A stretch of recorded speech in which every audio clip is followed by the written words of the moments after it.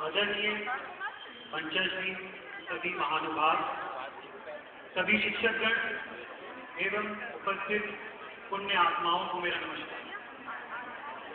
आप सभी अगर यहाँ पर एकत्रित हो जाए तो पूरे राष्ट्र की चेतना बढ़ जाती है। आयतन में भले ही कम हो, लेकिन घनत्व में बहुत ज्यादा। आज हम अपने से कई गुना ज्यादा श्रेष्ठ आत्मा श्री चंद्रशेखर आजाद जी को सम्मान देने के लिए यहाँ एकत्रित हुए, जिनकी जीवनी हम बचपन से पढ़ते आ रहे हैं। और यहाँ कोई भी ऐसा नहीं होगा जिसने उनकी जीवनी नहीं पढ़ी होगी, और अगर कोई ऐसा है तो उसने पाप किया। और मेरा उनसे अनुरोध है कि आज ही अपने इस पाप को पुण्य में बदलें, क्योंकि मात्र 23 वर्ष की आयु में श्री चंद्रशेखर आजाद ने वो कर दिखाया जो एक सामान्य व्यक्ति 150 वर्षों में भी नहीं कर सकता। 150 वर्षों में तो छोड़ो, अगर 150 वर्ष के 150 जन्म ले ले तब भी नहीं कर सकता। लेकिन हमारे देश के नागरिकों में आज अज्ञानता इस कदर घर कर गई है कि देश हित की बात उनको समझाने से भी समझ में नहीं आती। इंसान और जानवर में मूल भेद यही है कि हमारे पास मस्तिष्क है जो बहुत बलवान है, और उसका इस्तेमाल करके हम अपने अज्ञान को दूर कर सकते हैं। बावजूद इसके हम देश पर मर मिटने वाले वीर सपूतों को छोड़, देश के लिए अपने प्राणों को न्यौछावर करने वाले देशभक्तों को छोड़ सलमान खान और आमिर खान, शाहरुख खान जैसों को अपना आदर्श बना बैठे हैं, तो ये अज्ञानता नहीं तो क्या है। मात्र 15 वर्ष की आयु में श्री चंद्रशेखर आजाद, एक बालक चंद्रशेखर आजाद, देशभक्ति के आरोप में अंग्रेजी हुकूमत द्वारा पकड़े गए और उनको 15 कोड़ों की सजा मिली। जब 15 कोड़े उनकी पीठ पर मारे गए तो हर कोड़े पर उनकी मुझसे यही आवाज निकली, भारत माता की जय। ऐसे वीर बालक, देशभक्त बालक को अपना आदर्श बनाने के बजाय हम सलमान खान जैसे ढीले कैरेक्टर को अपना आदर्श बनाते हैं, तो ये अज्ञानता नहीं तो क्या।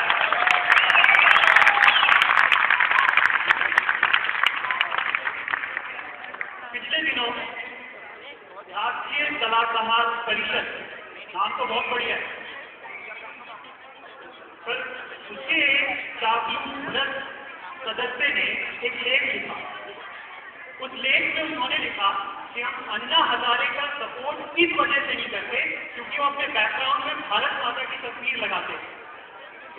तो मेरा उनसे अनुरोध ये है कि वो इस देश में क्या कर रहे हैं, क्योंकि ये शिक्षण संस्थान जहां हम खड़े हैं, ये धरती नहीं है, ये वसुंधरा धरती नहीं है, ये उत्तर प्रदेश धरती नहीं है, ये हिंदुस्तान धरती नहीं है, ये हमारी माँ है जिसे हम धरती माता कहते हैं, भारत माता कहते हैं।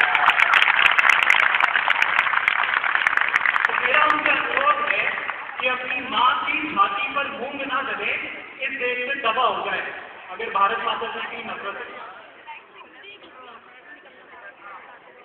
चंद्रशेखर आजाद जब राम प्रसाद बिस्मिल के पास गए उनके संगठन में सहयोग करने के लिए, तो राम प्रसाद बिस्मिल ने उनकी उम्र देखकर ये एहसास नहीं किया कि इनके अंदर भी देशभक्ति का वही जज्बा है जो मेरे अंदर है। उन्होंने कहा कि देशभक्ति इतनी आसान, क्रांतिकारी जीवन इतना आसान नहीं है। तो चंद्रशेखर आजाद ने जलती हुई आग पर अपना हाथ रख दिया। राम प्रसाद बिस्मिल की वहां से पीठ फिरी हुई थी और तब तक अपना हाथ नहीं हटाया जब तक चमड़ी के जलने की बदबू राम प्रसाद बिस्मिल को नहीं आ गई। ऐसे थे चंद्रशेखर आजाद।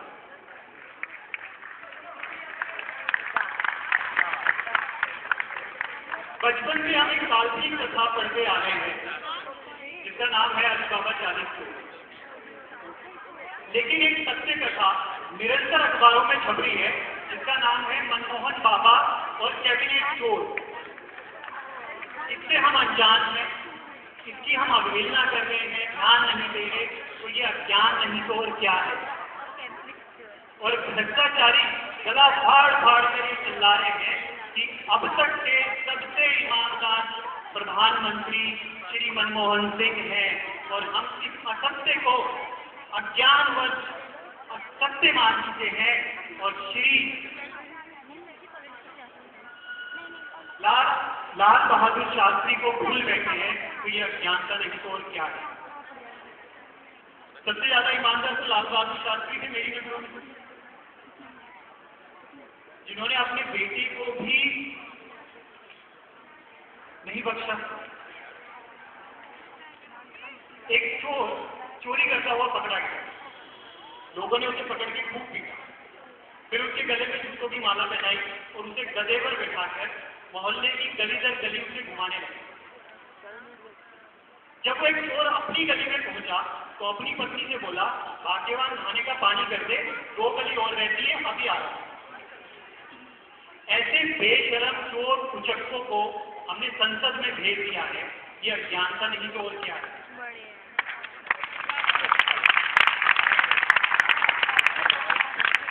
एक विद्वान ने कहा है कि जिस राष्ट्र में चोर कुचक्के और भ्रष्टाचारी सरकार में सम्मिलित हो जाते हैं, उस राष्ट्र पर बाहरी आक्रमणकारी को आक्रमण करने की कोई आवश्यकता नहीं होती, वह राष्ट्र अपना नाश खुद कर लेता है। मूर्ख व्यक्ति को कुल्हाड़ियों से काटने की कोई जरूरत नहीं है, उसके हाथ में कुल्हाड़ी दे तो अपने पैर पे खुद मार ले। ऐसी ही एक कुल्हाड़ी अंग्रेज फिरंगी जब यहाँ से अपनी जान बचा के भाग रहे थे तो हमारे हाथ में थमा गया। उस कुल्हाड़ी का इस्तेमाल हमने उनकी जड़ों को काटने के लिए नहीं किया, बल्कि उन जड़ों पर इन भ्रष्टाचारियों के तनों को पनपने दिया। और आज वो जो वृक्ष बन गए हैं, उनसे अपने भले की उम्मीद लगाए बैठे हैं, तो ये अज्ञानता नहीं तो और क्या है। देश हित में काम करने वालों को अक्सर ये शिकायत होती है कि हम देश हित में काम करते हैं और देश की जनता हमारी ही अवहेलना करती है। तो मेरा उनसे कहना है कि पत्थर हमेशा आम के पेड़ पर मारे जाते हैं, बबूल के पेड़ पे कोई पत्थर नहीं मारता। और प्रतिफल के लिए तो कभी काम नहीं करना, क्योंकि सूर्य भगवान से हमें प्रेरणा लेनी चाहिए, जो निरंतर कई करोड़ वर्षों से जलते जा रहे हैं, हमें गंध दे रहे हैं, बारिश दे रहे हैं, हमें वर्षा दे रहे हैं, ऋतुएं दे रहे हैं, बावजूद इसके उन्हें शीतलता के रूप में कभी प्रतिफल नहीं मिला। और हम सुबह उठकर उसको जल अर्पण करके अपनी तरफ से भी कोई शीतलता देने की कोशिश नहीं करते। तो अंत में मैं यही कहना चाहूंगा, इस हिंदुस्तान की धरती की अगर हमने सेवा नहीं करी तो अमेरिका पे अगर हमला होगा तो उनके भागने के लिए इंग्लैंड है, कनाडा है, ऑस्ट्रेलिया है, सब कुछ है। पाकिस्तान पर अगर हमला होगा तो उनके भागने के लिए भी टर्की, सूडान, अफगानिस्तान है। पर हिंदुस्तानियों पर अगर हमला हो गया तो केवल मात्र हिंद महासागर के अलावा डूब मरने के लिए कोई जगह नहीं है। जय हिंद, जय भारत।